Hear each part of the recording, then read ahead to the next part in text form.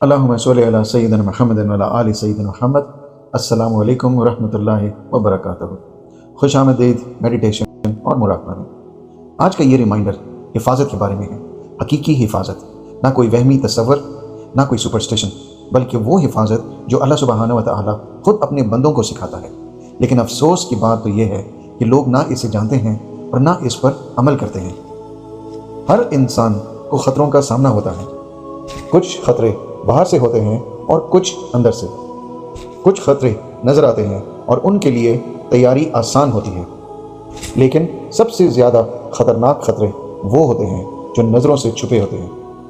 وہ وسوسے جو ایمان کو کمزور کر دیں، وہ شبہات جو چپ چاپ دل میں بس جاتے ہیں، اور وہ خوف جو اندرونی سکون چھین لیتے ہیں۔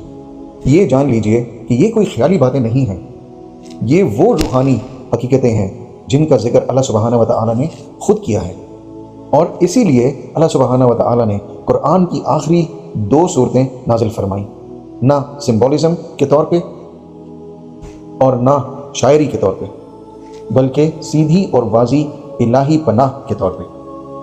سورہ الفلق اور سورہ الناس، یہ دونوں صورتیں مومن کی حفاظت کے لیے ہیں۔ دل کی حفاظت، گھر کی حفاظت، دماغ کی حفاظت اور روح کی حفاظت۔ سورہ الفلق ہمیں بھاری نقصان سے پناہ مانگنا سکھاتی ہیں، مخلوق کے اندر موجود سحر سے، پھیلتی ہوئی تاریخ سے، جان بوجھ کر پہنچنے گئے نقصان سے، اور اس حسد سے جو جلن بن کر دلوں میں سلگتا رہتا ہے۔ اللہ ہمیں رب الفلق کی طرف لے جاتا ہے، صبح کا رب، وہ جو تاریکی کو چیر کر روشنی نکالتا ہے، وہ جو خوف کو اطمینان سے اور الجھن کو وضاحت سے بدل دیتا ہے۔ چاہے تاریخی کتنی ہی گہری ہو، اللہ یاد دلاتا ہے کہ روشنی ہمیشہ اس کے حکم سے ہی بنتی ہے۔ شیطان جو ہے وہ عام طور پر کھلے عام برائی کا حکم نہیں دیتا، بلکہ نقصان کو خوبصورت بنا دیتا ہے، ایک گناہ کو چھوٹا دکھاتا ہے، تاخیر کو مناسب لگنے لگتا ہے، اور نافرمانی کو جائز محسوس کرواتا ہے۔ وہ دل سے کہتا ہے یہ کوئی بڑا گناہ نہیں، بعد میں توبہ کر لینا، اور لوگ تم سے زیادہ برے ہیں یا تمہارا حق ہے اس کام کا۔ یہ بھی کہتا ہے کہ اللہ سبحانہ و تعالیٰ بہت غفور اور رحیم ہے، کچھ نہیں ہوگا، وہ تمہیں معاف کر دے گا۔ اور یہ جتنے خیالات بھی ہیں یہ اجنبی محسوس نہیں ہوتے، یہ ہماری اپنی سوچ جیسے لگتے ہیں، اور یہی سب سے بڑا خطرہ ہے۔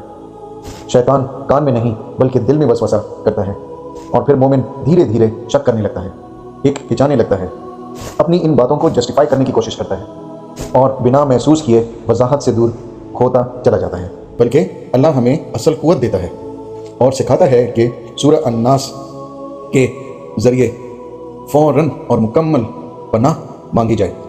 رب الناس جو دل کو پالتا ہے، ٹھیک کرتا ہے اور اس وقت حفاظت کرتا ہے جب وہ کمزور یا الجھا ہوا ہو۔ مالک الناس جو شیطان کو یاد دلاتا ہے کہ اللہ سبحانہ و تعالیٰ کی حکمرانی اور کوئی وسوسہ اس کی سلطنت سے باہر نہیں۔ الہ الناس جو دل کو خالص عبادت پر جما دیتا ہے تاکہ بھروسہ غلط جگہ نہ ہو۔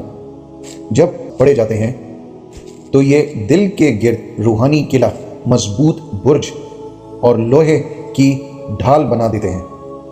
اس پہ شیطان پھر کمزور پڑ جاتا ہے اور پیچھے ہٹ جاتا ہے، اس کے وسوسے اپنی طاقت کھو دیتے ہیں، وضاحت واپس آ جاتی ہے اور دل اللہ سبحانہ و تعالیٰ سے دوبارہ جڑ جاتا ہے۔ اسی لیے سورہ الناس صرف ایک دعا ہی نہیں، یہ دفاع، حفاظت اور شفا ہے۔ یہ اس جگہ کو سیل اور بند کر دیتی ہے جہاں سے شیطان داخل ہونا چاہتا ہے۔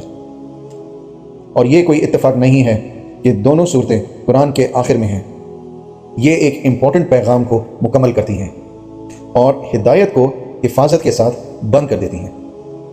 سورہ الفلق باہر سے آنے والے خطروں سے بچاتی ہے، اور سورہ الناس اندر اٹھنے والے خطروں سے بچاتی ہے، اور ان کے ذریعے اللہ ہمیں سکھاتا ہے ہمارے سب سے قیمتی چیز دولت یا رتبہ نہیں بلکہ ایمان، سکون اور دل خود ہے۔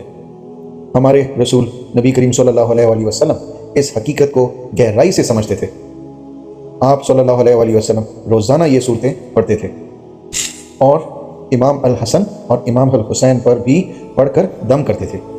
اور یہ سننا صرف ایک عادت ہی نہیں تھی، یہ یقین ہے، رحمت ہے اور اللہ پر مکمل بھروسہ ہے۔ ہر تلاوت ایمان کو مضبوط کرتی ہے، ہر لفظ شیطان کو دور کرتا ہے، اور سانس دل کو یاد دلاتی ہے کہ وہ اصل میں کہاں کا ہے۔ یہ ایک حقیقت ہے کہ نبی کریم صلی اللہ علیہ وآلہ وسلم کو یہ حفاظت اپنے لیے ضرورت نہیں تھی۔ اللہ سبحانہ و تعالیٰ نے آپ کو مکمل الہی نگرانی میں رکھا ہوا ہے، یہاں تک کہ آپ کا شیطان بھی قابو میں تھا اور آپ کو برائی کی طرف نہیں لے جا سکتا تھا۔ آپ صلی اللہ علیہ وآلہ وسلم کے لیے نہ ایمان کا خطرہ تھا، نہ کوئی ایسا وسوسہ جو دل کو گمراہ کر سکے۔ اور پھر سوال یہ ہے کہ پھر بھی آپ صلی اللہ علیہ وآلہ وسلم سورہ الفلق اور سورہ الناس محبت کے ساتھ آپ صلی اللہ علیہ وآلہ وسلم نے یہ صورتیں روزانہ پڑھیں، نہ ایک مرتبہ، نہ کبھی کبھی، بلکہ ہر دن، تاکہ حفاظت عادت بن جائے، تاکہ ذکر زندگی کا طرز بن جائے، صرف خوف کا لمحہ نہ رہے۔ اور آپ نے حضرت امام حسن اور حضرت امام حسین پر بھی دم کیا تاکہ ہم سمجھ سکیں ایک بنیادی بات، یہ حفاظت صرف آپ کے لیے ہی نہیں بلکہ یہ آپ کے بچوں کے لیے بھی ہے۔ یہ ایک امانت ہے، یہ ایک ذمہ داری ہے، یہ سنہ کے ذریعے محبت کا اظہار ہے۔ اور پھر ایک سب سے زیادہ سنگین سوال آتا ہے، اگر آپ صلی اللہ علیہ وآلہ وسلم نے ہمیں اپنی حفاظت کا طریقہ سکھایا، اگر آپ صلی اللہ علیہ وآلہ وسلم نے ہمیں اپنے بچوں کی حفاظت کا طریقہ بتایا، اور اگر آپ صلی اللہ علیہ وآلہ وسلم نے روزانہ عمل کر کے دکھایا تاکہ ہم بھول نہ جائیں، تو اگر کل کو وہ ہم سے پوچھتے ہیں میں نے تمہیں اپنی اور اپنی فیملی کی حفاظت کا طریقہ سکھایا تھا، تم نے فالو کیوں نہیں کیا؟